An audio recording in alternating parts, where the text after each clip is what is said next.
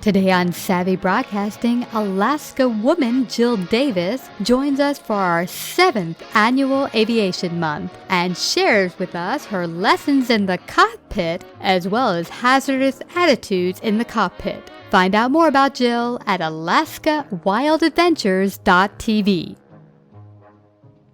Hi, Jill Davis. Welcome to Savvy Broadcasting. We're so grateful to have you here on Aviation Month. This is our 7th Annual Aviation Month, and we're excited to have you share your experiences and your lessons learned in the cockpit.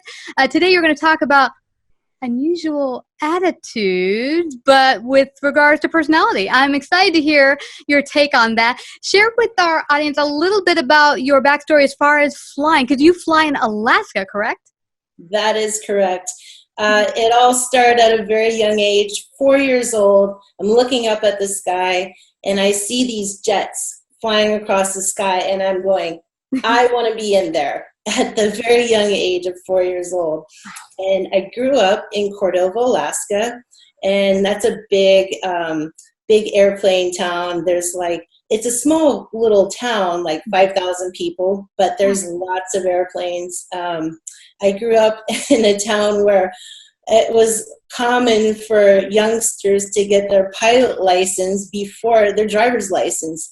My best friend got his pilot license before his driver's license, and we flew together. His dad was in the air taxi business and a mechanic, so that was really got me excited at a young age. And I got totally spoiled with a friend of the family, sort of like my uncle, had a twin-engine Navajo, and we used to fly from Cordova to Anchorage, and I just felt like a rock star. My gosh.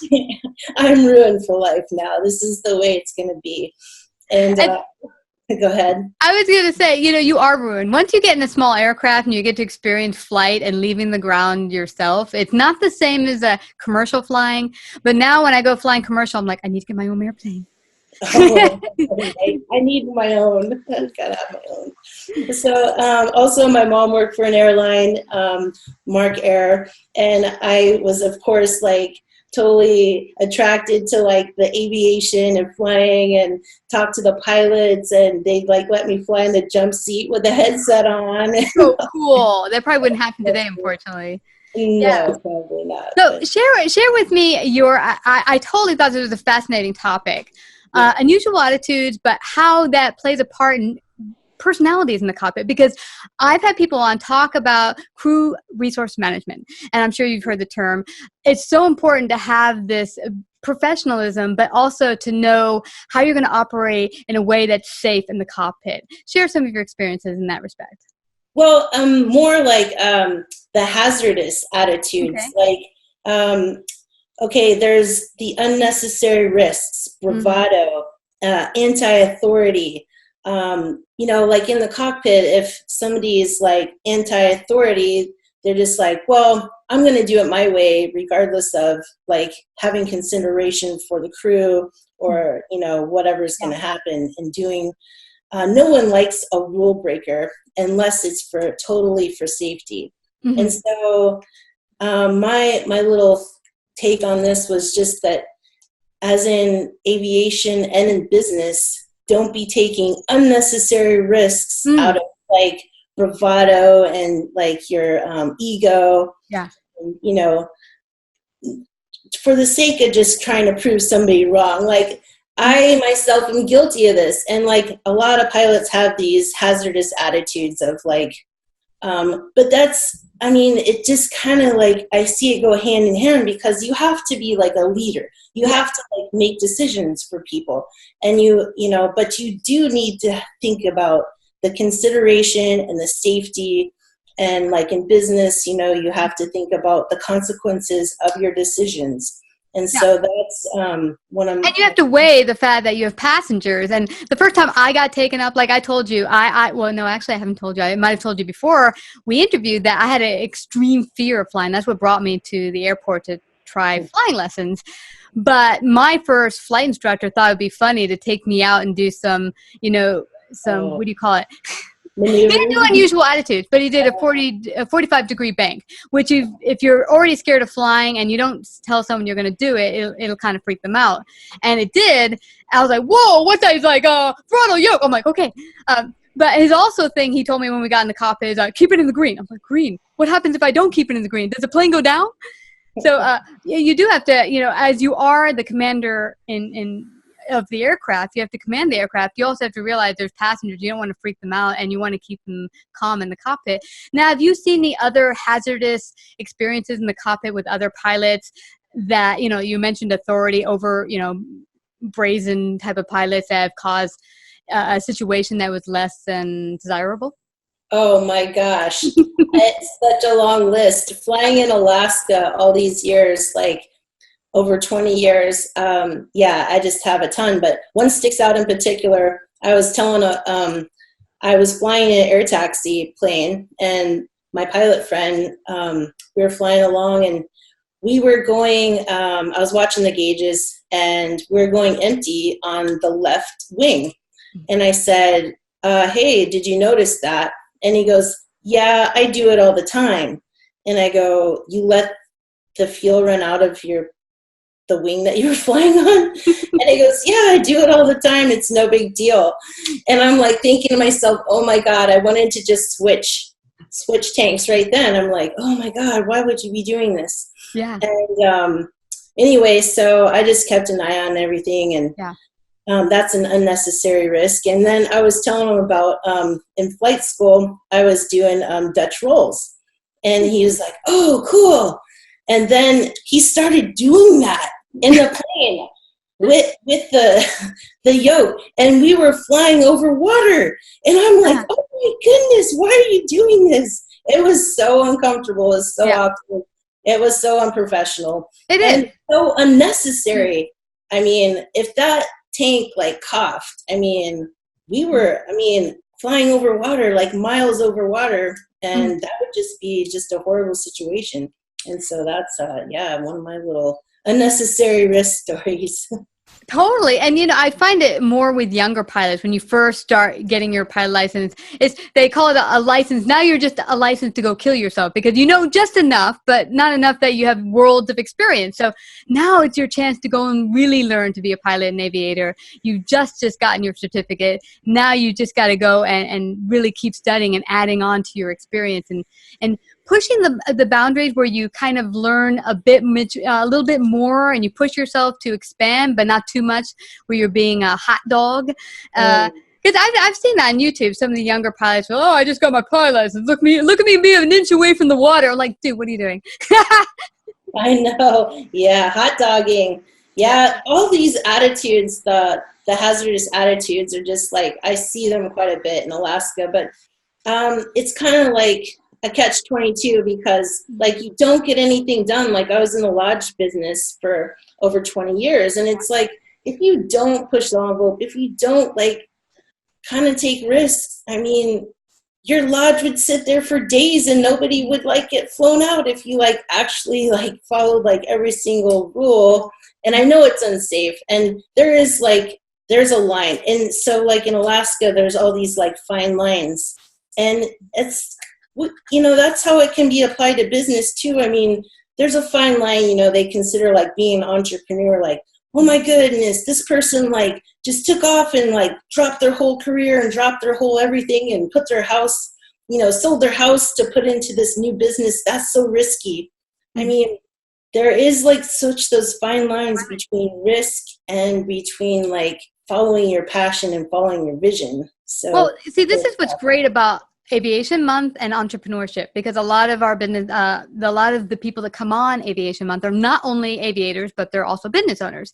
And there's that parallel that in aviation, if you want to grow, you do have to push the boundaries, but in a way that you're not pushing it so far that you kill yourself and your passengers.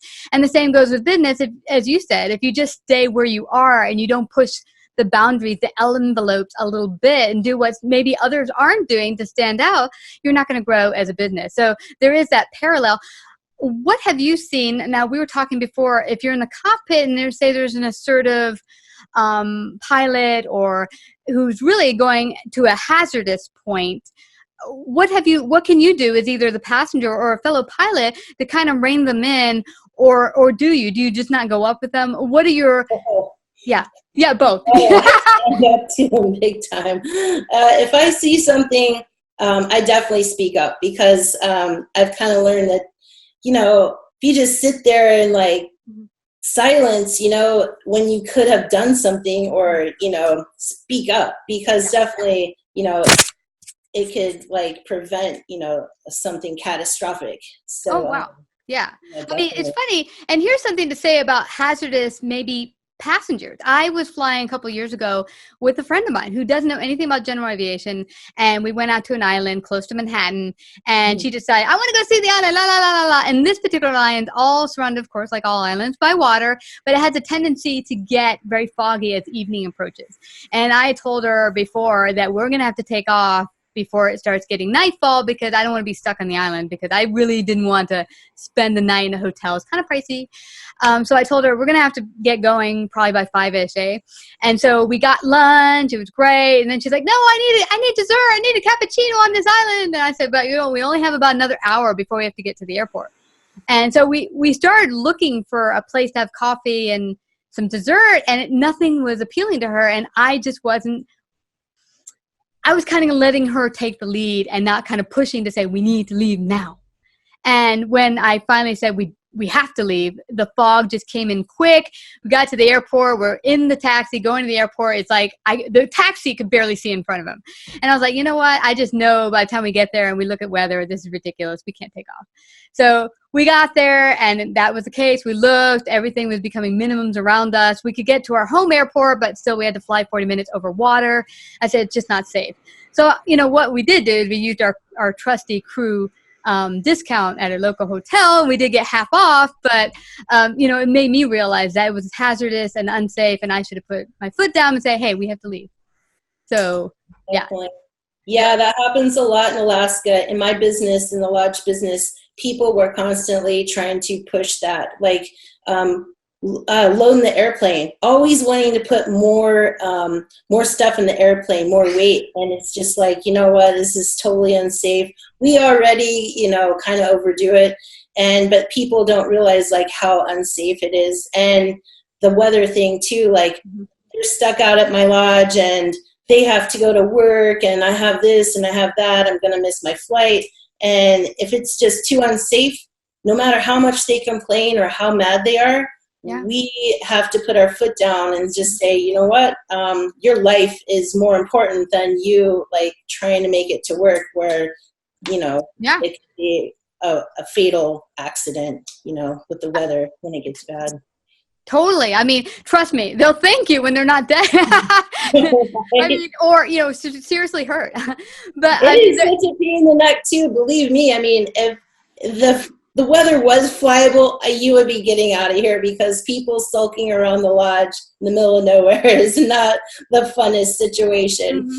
And so especially when the weather's bad, it's like they can't go outside, and, they're stuck indoors, and, you got to entertain them. And so, not fun for everyone. It's right. It's not fun for anybody. So I'm sorry you're going to miss work, but you know what? We're going to be safe. We're going to still be alive. That's right. That's right. And you mentioned something very important that I didn't realize till I started flight training myself, which is weight and balance. And it's more pertinent for a smaller aircraft than maybe a commercial liner, where you can get away with a teeny bit more. But still, now when I take people out and they want to load it up with a bunch of stuff, and including they're lying to me about their weight when we're doing a weight and balance chart. They're like, oh, no, I'm 120. I'm like, dude, you're 160 minimum, okay? And, when I break it down to them, plane will go down and will die if you don't give me the right weight of everything. They're like, okay, I'm 150. I'm 150. Okay, I'll put down 160. Okay. Because, really, it comes to a matter of life and death. And the thing is, the plane isn't properly balanced, it won't fly properly, and it could put you in a dangerous situation. So, Definitely. Yeah. This is so cool. We could go on for hours with these stories, but I don't want us to leave without people finding out where they can find out more about you. You have a wonderful YouTube channel. You also wrote a book that you wrote with your husband, and I want you to share that, Alaska Man, a memoir of growing up and living in the wild of Alaska. I know Yep. there's a lot of great stories there. So share everything with the audience. Okay. Alaska Man's an international bestseller. It's a story of growing up and living in the wilds of Alaska, and there's lots of fun airplane stories in there as well. Awesome. My husband and I are both pilots, and we started flying at a young age, and it's just an all-around good adventure story, especially for people that are pilots. And you can find me at alaskawildadventures.tv. And the book's on there. It's on Amazon, Facebook, YouTube, all social media. Jill Davis, Alaska Woman, Jill and George Davis, Alaska Woman, and Alaska Man, and we're all over. So we're really easy to find. So yeah, we'd love to hear from you. Absolutely. Yeah. Well, thank you so much. Jill, it's been an honor to have you share in our 7th Annual Aviation Month. And I'm looking forward to seeing you for future episodes. Thank you so much for coming to Savvy Broadcasting 7th Annual Aviation Month. It was a pleasure. Thanks for having me. If you like this episode, please share and leave your comments. To find out more about paid sponsorship opportunities or how to become a guest, email Christina at lifeunscriptedradio.com.